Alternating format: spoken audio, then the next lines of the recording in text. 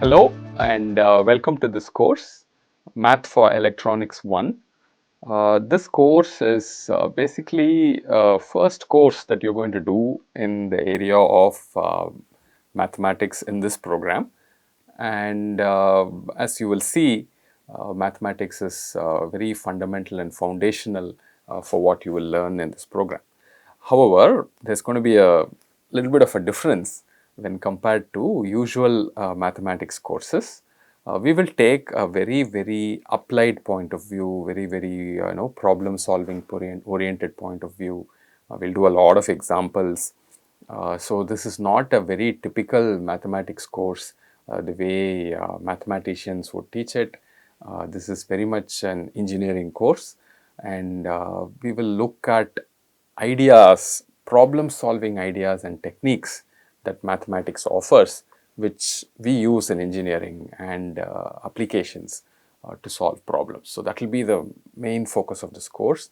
It will be very hands on, it will be very visual and graphical as opposed to a typical mathematics course, which is much more abstract and theoretical. So I hope you enjoy it.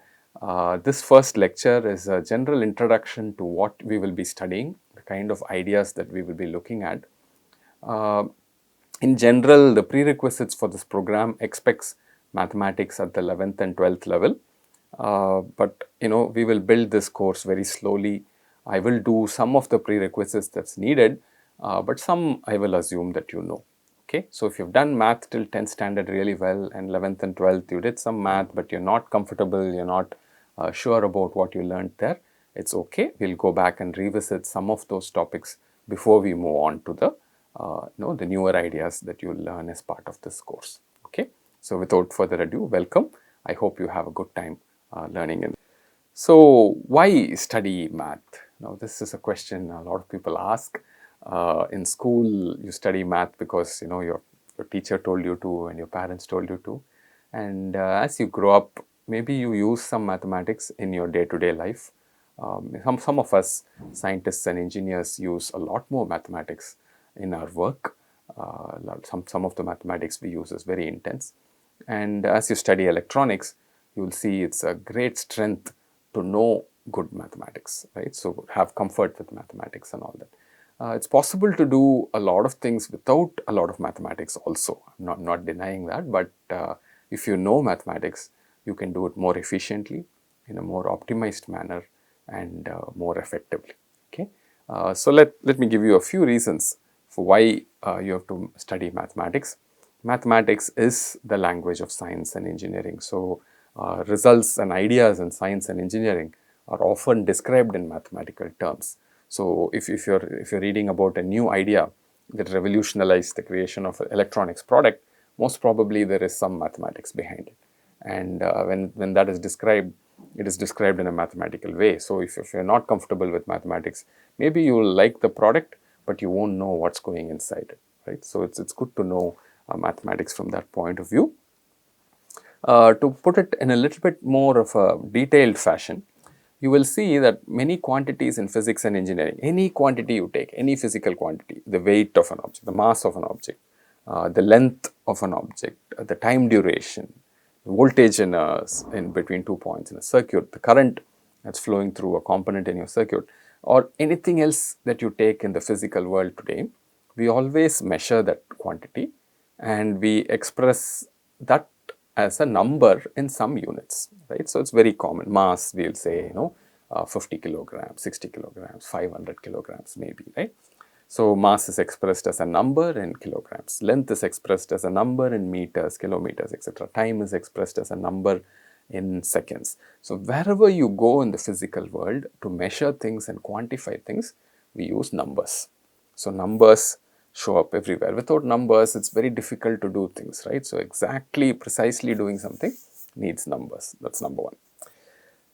The next most interesting thing is all of these physical quantities end up being related to each other. They are not all independent, right? So if you're traveling at a constant speed and if you travel for some time, the distance you covered is going to be related to your speed and the time, right? So we know the relationship between these things. So physical quantities are expressed as numbers, and these physical quantities are related to each other. Okay, so this is all over the place. Everywhere you see around, any scientific measurement experiment you do, any engineering application you build, uses physical quantities and the relationships between them.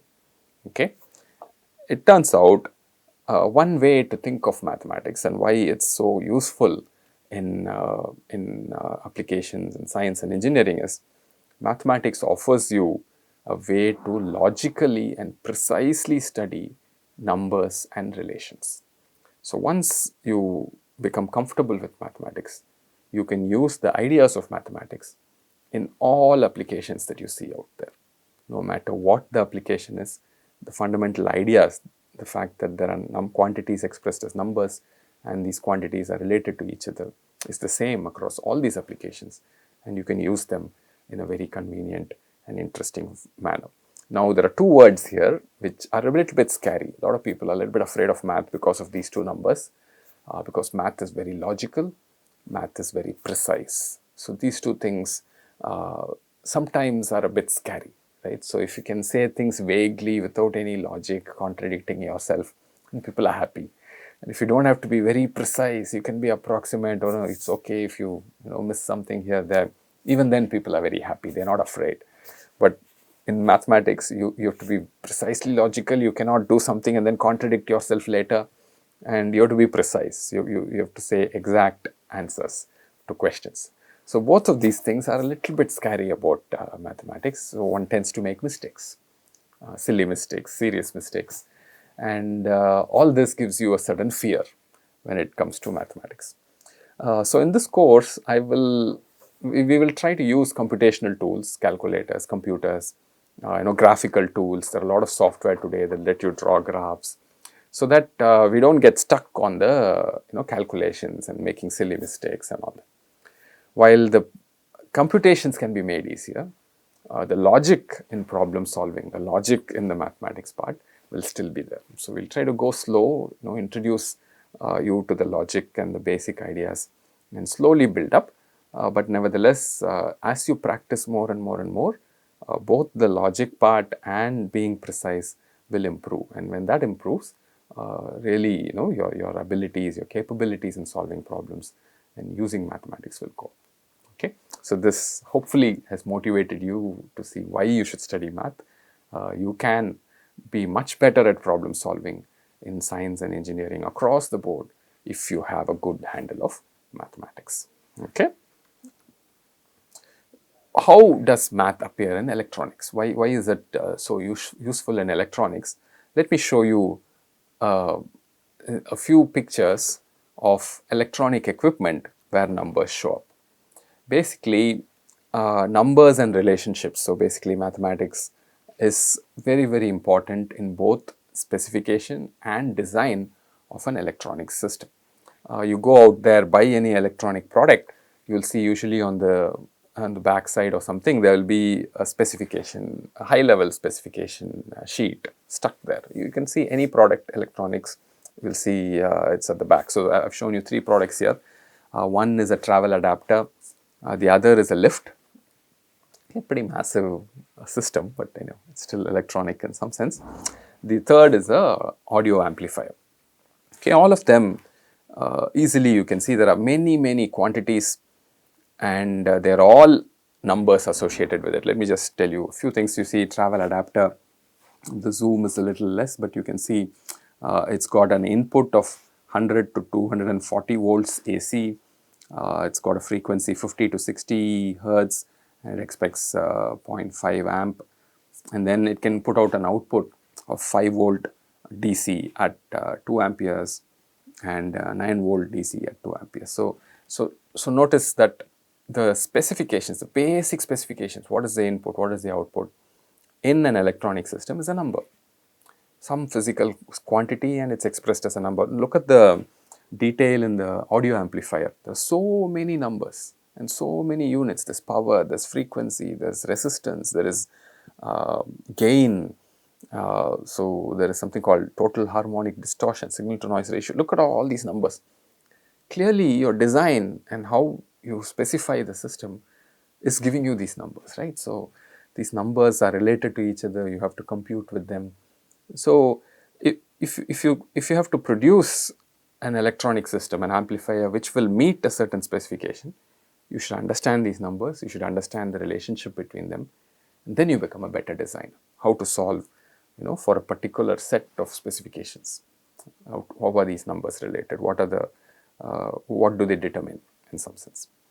Even for a lift, right? Constructing a lift, you see. So notice the various details that are coming in. This number of floors, number of shafts, the distance between the floors, maximum velocity, maximum acceleration, jerk, which is like the next order term, capacity, time that you need for opening the door, closing the door. So all of these quantities are part of the specifications, and these are important when you design the whole system. And when you design, you have to optimize on things like cost and how long will the design last and things like that. And when you have to consider various possibilities for the parameters that give you optimal good answers, mathematics is your friend. You can do it by trial and error over and over again. How many times will you do it? But if you know the basic math behind these numbers and relationships, you can do it more or less in a few attempts, get to very good optimal system design.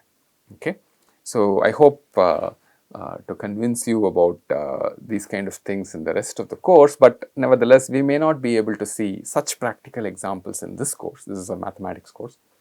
But as you go forward and learn more electronics, you can come back and revisit these kind of designs, and you will see these numbers are related, and knowing those relationships and working with them is a huge strength for any designer.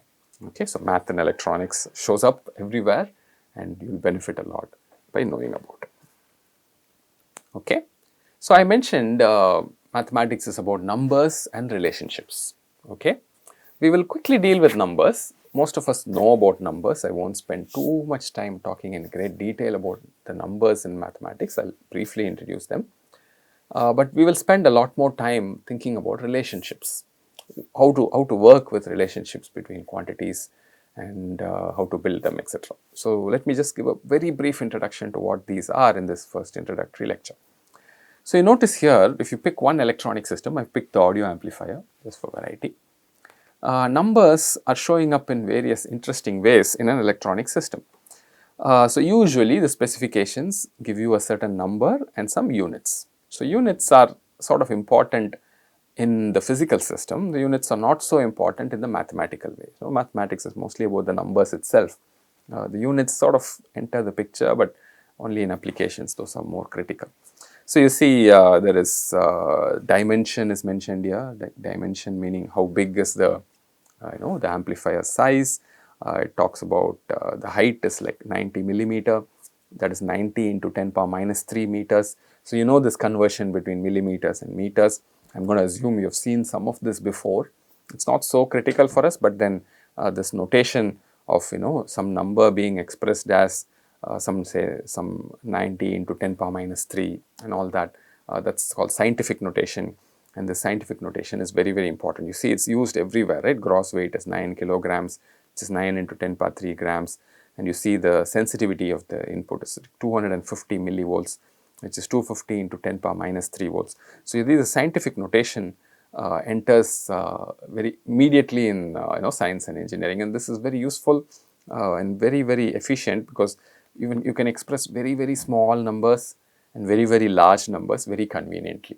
So scientific notation for numbers and doing calculations with them, I hope you're comfortable with that. You should have seen it somewhere.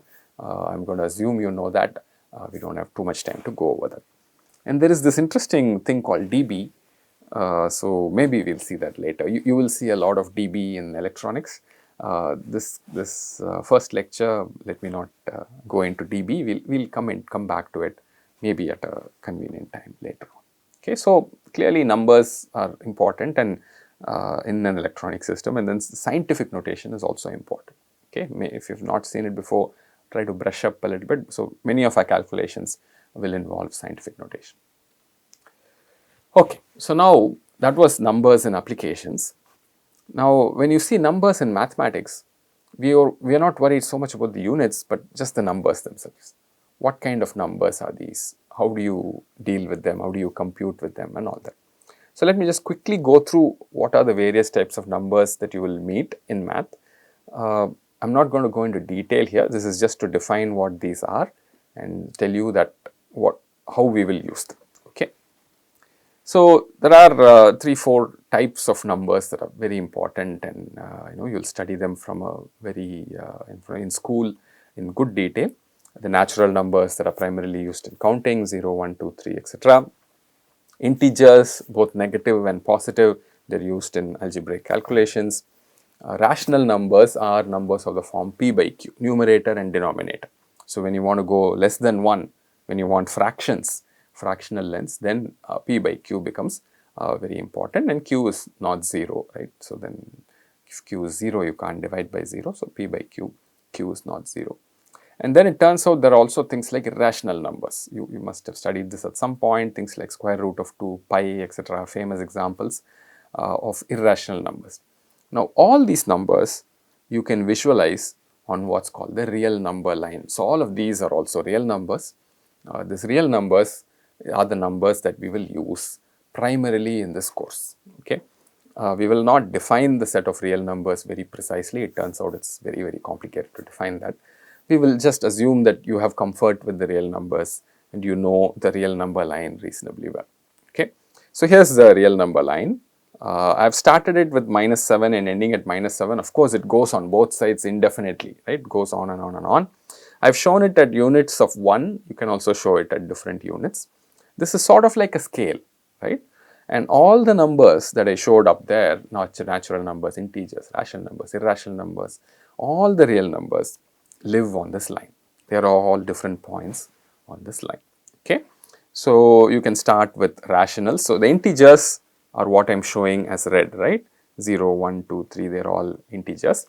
Next comes this light blue type color, where I have shown a few examples of rational numbers. So, you see the fraction 1 by 2 shows up there, that is the rational number. The fraction 13 by 3 shows up there, 13 by 3 is 4 point something, right. So, it shows a little bit above 4, 4.33.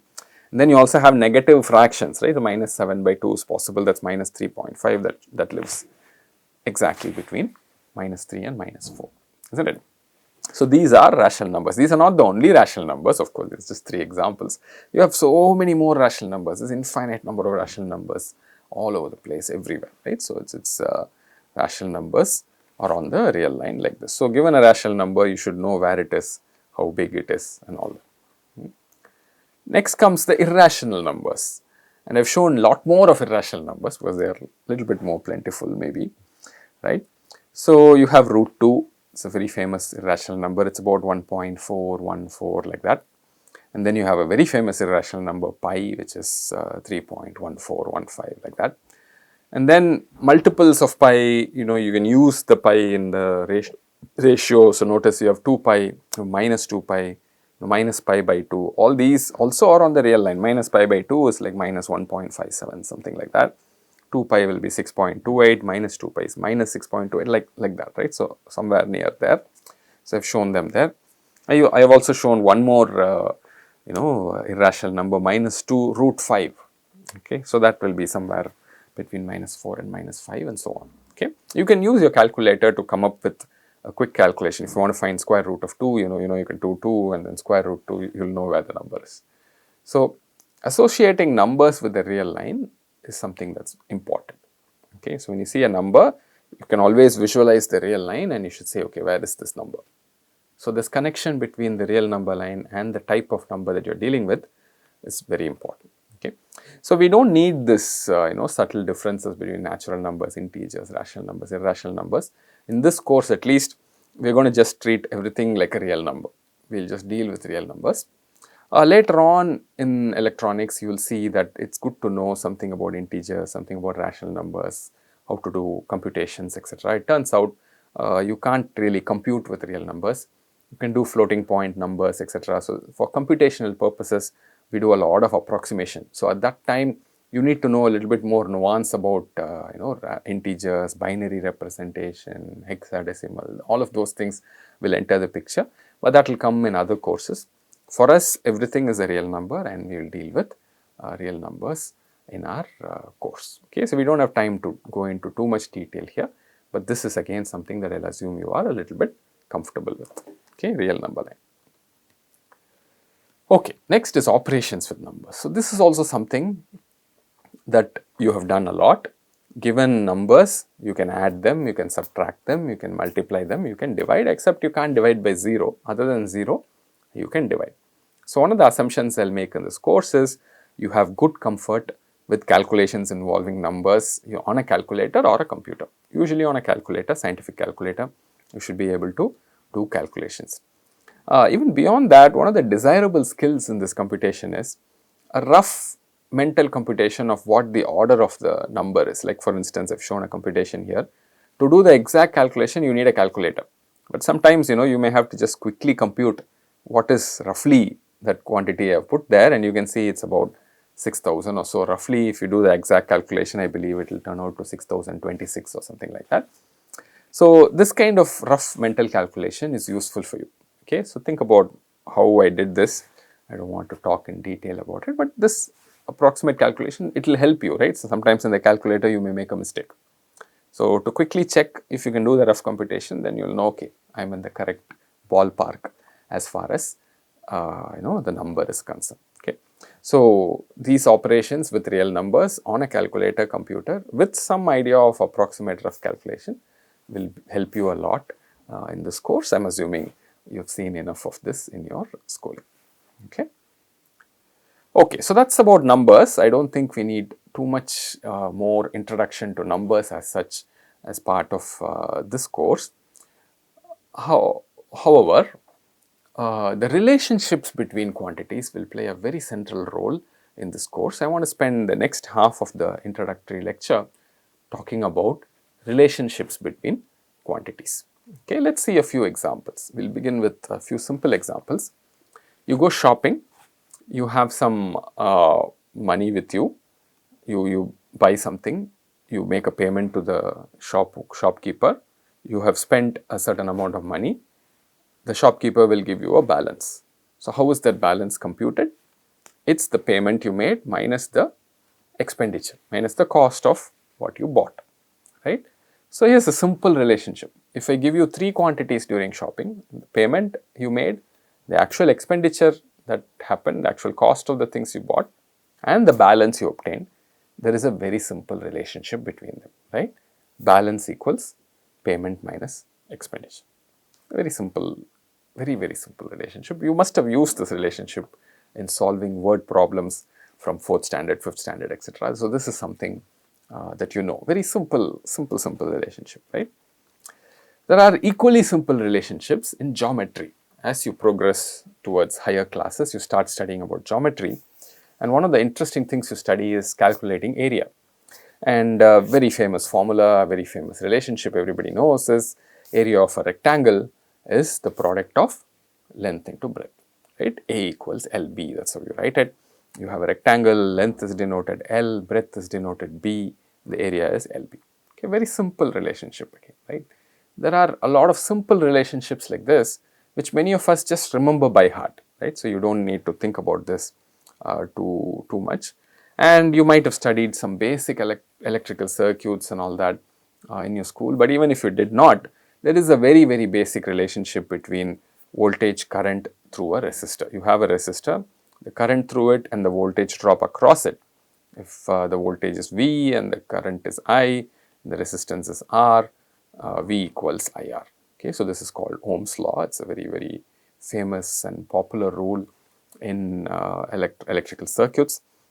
So you see voltage equals current into resistance. So very simple basic relationships are central to engineering and science problem solving. So these kind of simple relationships, not even engineering and science, right? Just shopping, economics, and any area you take, simple relationships between quantities are expressed mathematically using variables and expressions. So you denote the length by some variable L, breadth by some variable B, and the area is just denoted by a variable A becomes A equals LB.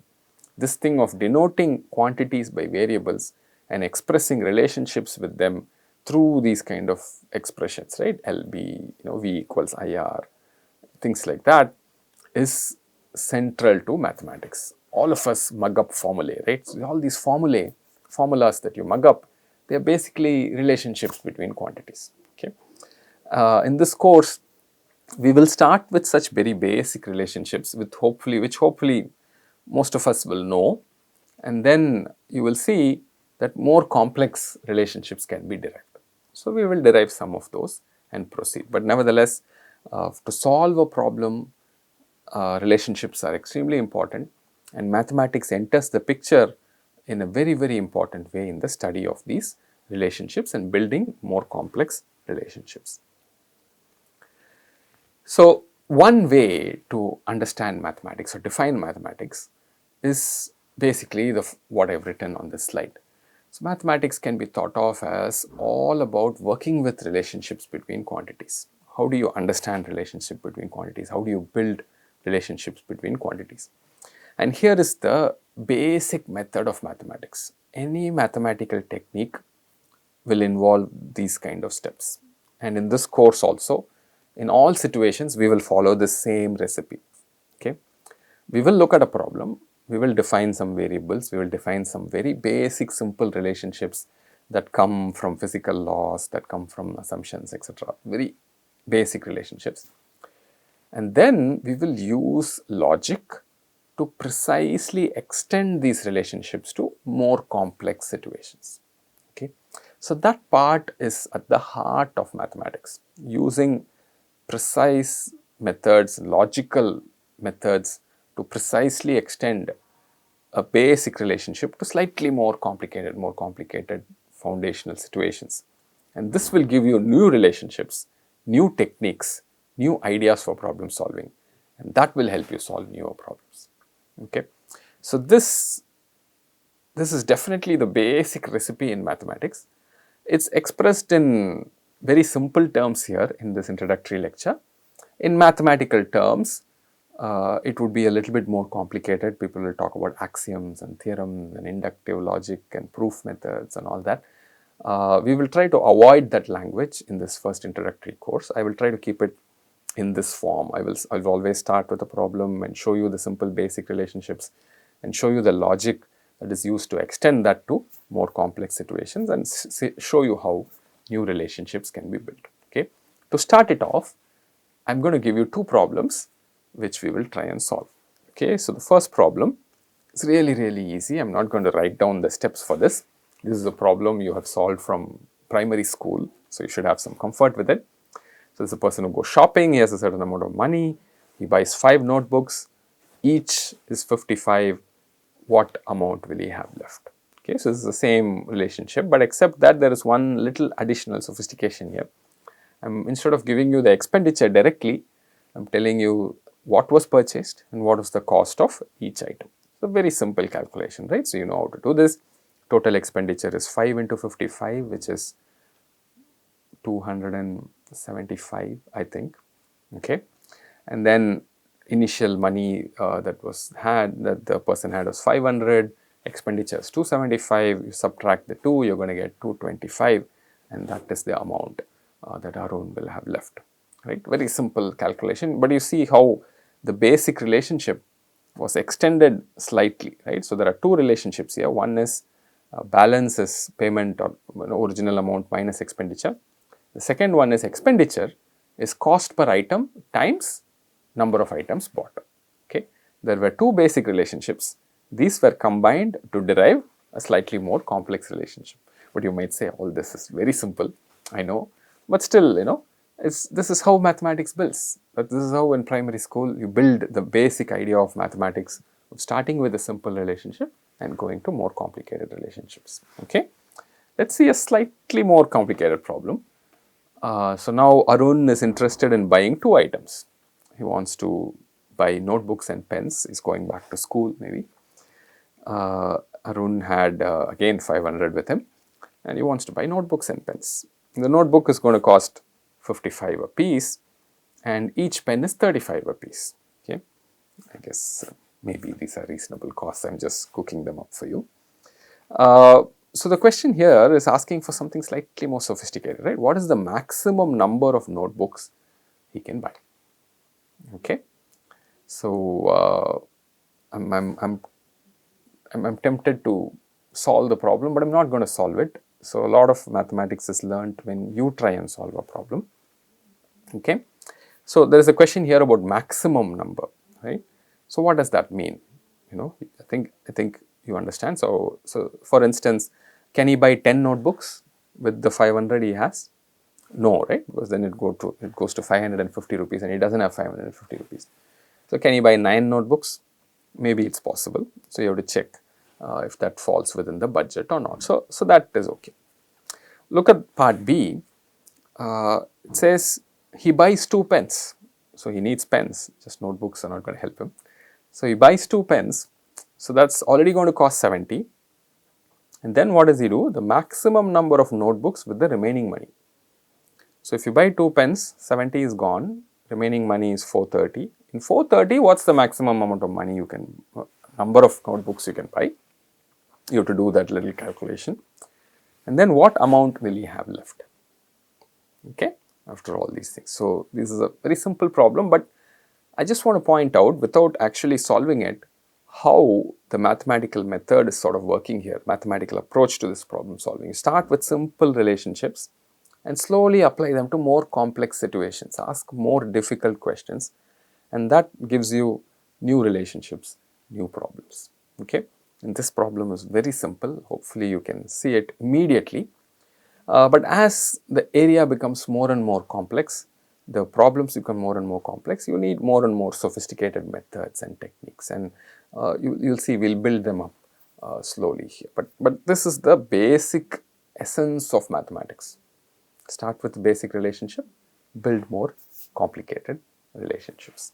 Okay, so let me give you one more example, this time from geometry, where we will try and compute the area of a parallelogram. We saw area of a rectangle, A equals LB, length into breadth, we saw that. What happens to a parallelogram? Parallelogram is a slightly more complicated object, it can be a bit twisted. Many of you may know the formula for the area of a parallelogram by heart, you might remember from school, but let's try and derive that as a new relationship starting with area of a rectangle. Okay. So the logic that we will use is the following here. If you have a figure, it encloses a certain area, and if you move that figure around, rotate that figure, the enclosed area does not change, right? So that's the logic we'll use. We won't use any other logic. Like I said, math is about starting with a basic relationship like area of a rectangle, using this kind of logic to extend it to more complicated relationship. Right? So notice the logic here. It's a very simple logic. If you have a circle, it encloses a certain area, or a square, or any other triangle, any shape, it encloses a certain area. You move that triangle, you rotate that triangle, the enclosed area is not going to change, right? Simple logic. You use that, it turns out you can derive the formula for area of a parallelogram. How do I do it? This picture depicts that, okay? This is a rectangle, right? And this is a parallelogram, right? How do I go from a rectangle to a parallelogram? Notice what I am doing here. First, I am cutting out this triangle, okay? This is the triangle I cut out, okay? I've shaded it in blue. And notice what I am doing here. So I go from here to here. First, I cut out this triangle. And then I go from here to here. What do I do here? I take the same triangle and move it to all the way to the right, okay? So these two are the same triangle, exact same triangle, okay? So I cut out this triangle and sort of moved that same triangle to the end, okay? So now notice here, if I draw in a different color here, this shape is the parallelogram I want, isn't it? And that's what is drawn here, okay? That's what is drawn here, okay? So the area of this parallelogram is related to the area of this rectangle. How is that? You take this area of this rectangle, you subtract the area of this blue triangle, okay, and then you add that same area again, guess what? You get the area of the parallelogram. So, the area of this parallelogram and the area of this rectangle are exactly equal. They are the same because I cut out one area then added that same area again. Okay. Once again, you might remember the definition of parallelogram. Parallelogram is basically four-sided figure, opposite sides are parallel and equal, right? That is the definition. So, you see all parallelograms will be like this, and you can go from rectangle to parallelogram in this fashion. Okay. If you do that, you see that the area of the parallelogram becomes equal to the original rectangle that you started. Okay. So, that gives you how, so you see how we used this logic to start with the basic relationship, which is the area of the rectangle, to go towards area of the parallelogram. So, now what is the area of the rectangle? Length into breadth. So, but if you come to the parallelogram, it is not length into breadth, it is base into height, right. So, this is the terminology in the parallelogram. The length of this longer side is called base, and the height, notice the height is that vertical distance, not the length of the other side, right. So, height.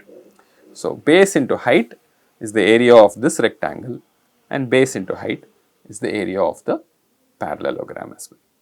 So, try to follow this logic once again. So, you see that we have started with a very simple relationship, used this logic about how the area enclosed by a figure does not change if you move it around, and then we have derived the area of the parallelogram. So, this is slightly more sophisticated, and you go to area of parallelogram being base into height. But you see the mathematical method behind this derivation, right. So, you start with basic relationship, use logic, derive more complicated relationships for more new problems. Here is a problem I am going to pose for you. It's a very popular formula for area of a triangle, which is half into base into height. Can you use a similar logic to derive this formula? So, this is a challenge for you. Try and give it a shot. It turns out triangle and parallelogram are sort of related, and this is where the half comes from. And you can quickly derive this. Give it a shot. It will give you some idea on how these formulae come from. Okay, so this is something you must have studied in high school as you started learning geometry and area, and these are the sort of methods, the same method that was used in shopping, and start with basic relationship, use logic to build complicated relationship. Same thing happens here also. You start with basic relationship, use logic to build more complex relationship for newer problems, except that it's in geometry. The math ideas remain the same. Okay, so like this, we will study the math involved in solving problems in electronic circuits. What is the basic problem in electronic circuits? You want to find relationship between voltages and currents in different points in a circuit. Different types of circuits are there, different types of components are there. You want to study relationship between voltages and currents. So, it turns out a whole slew of mathematical techniques are needed for this, and we will slowly build towards those techniques as part of this course. To give you a brief idea, first of all, I hope I have convinced you that precise relationships are important in electronics, without which you can't build efficient, optimal, good working systems. Okay. The main mathematical ideas and concepts we will cover in this course are linear equations, which have a direct application to DC circuit solving. Functions of one variable, we will study these in good detail. Basically, voltages and currents in a circuit vary with time. So, they are functions of time. So, you have to study functions of one variable, otherwise you are not going to be able to use these ideas in problem solving. Next, you need calculations, calculus, calculations, of course you need calculus, you need differentiation, integration. Some of these terms might look a little scary to you. We will not just give you formulae, I will motivate it slowly, and we will build it up in a very careful fashion for you. Calculus, differentiation, integration, these come in computations where the rate of change becomes important, and accumulated change also becomes important. Whenever you have to accumulate charge in a capacitor, you have to do some integration. When you have to think of current through a capacitor, you have to think of rate of change of voltage. All of these things end up needing differentiation, integration. So, calculus is very, very important. And next, finally, circuits impose some relationships between currents and voltages, and these end up being what are called differential equations for solving time varying voltages and currents in circuits. So we'll study differential equations. And finally, one type of circuits, special type of circuits called AC circuits in steady state, and even other type of applications need complex numbers. So this basically we'll study towards the end. So these are the main topics, main mathematical techniques and ideas that are vital for problem solving in so many different areas. I've just highlighted the electronic circuits areas where these have applications, but I can tell you these ideas have wide ranging applications. They are used in problems in all of science and engineering. They encompass everything on which science and engineering is built. So without these very basics, you're going to be really shortchanged when it comes to building any system precisely, optimally, in a logical manner. Okay. So this is what we'll study. We'll go slow. We'll emphasize a lot on examples and hands-on problem solving, graphical visualizations than just mugging up formulae. Okay. I hope this introduction covered in a fairly reasonable way what you can expect in this course. And once again, I wish you all the best in this course. Thank you.